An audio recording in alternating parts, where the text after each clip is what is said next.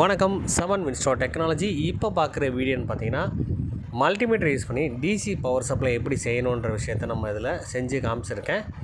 DC power supply இது செய்கிறதுக்கு just நம்ம power bank battery plus multimeter இருந்தால் மட்டும் போதும். சிம்பிளான கான்செப்ட் தான். அந்த டிசி பவர் சப்ளையோட ஆப்ஷன் எல்லாமே முழுமையாக இதிலே வரும்.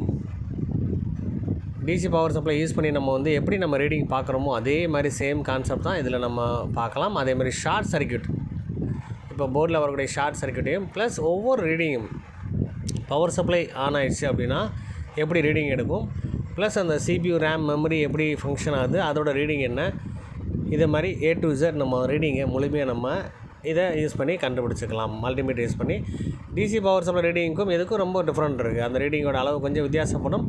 ஆனால் படம் நமக்கும்போது பார்த்திங்கன்னா பூட் ஆகும்போது அதோட ரீடிங் என்ன இருக்குன்றது நோட் பண்ணிக்கணும். அந்த ரீடிங் கான்செப்ட்டும் இதுவும் மேட்ச் பண்ணி பார்க்கும்போது கொஞ்சம் டிஃப்ரெண்ட்டாக தான் இருக்கும் உங்களுக்கு. இதை நீங்கள் ப்ராப்பராக இந்த கான்செப்ட் தான் கிளாஸஸ் பண்ணிகிட்ருக்கோம். இந்த விஷயங்கள் ஃபாலோ பண்ணி நம்ம ஈஸியாக நம்ம ஷார்ட் சர்க்யூட்லேருந்து ப்ளஸ் போர்டில் எந்தெந்த இடங்கள் ஃபங்க்ஷன் ஆகும், எந்த மாதிரி லீக்கேஜ் ஆனால் எப்படி அதை ரீடிங்கை தெரிஞ்சுக்கணும் அப்படின்ற விஷயத்தை நம்ம முழுமையாக நம்ம கிளாஸஸ் பண்ணிகிட்ருக்கோம். நம்ம அப்போ சிம்பிளான concept, DC power supply machine இல்லாமல் இருக்கிறவங்களை கூட இந்த மல்டிமீட்டர் யூஸ் பண்ணி ஈஸியாக பண்ண முடியும். இந்த ரீடிங்க்கும் அது கொஞ்சம் டிஃப்ரெண்ட்டாக தான் இருக்கும். ஆனால் இருந்தாலும் நம்ம ஒவ்வொரு செக்ஷனை நோட் பண்ணி பார்த்தும்போது இந்த மாதிரி விஷயங்கள் முழுமையாக தெரிஞ்சுக்க முடியும். இந்த வீடியோ உங்களுக்கு பிடிச்சா லைக் பண்ணுங்கள்.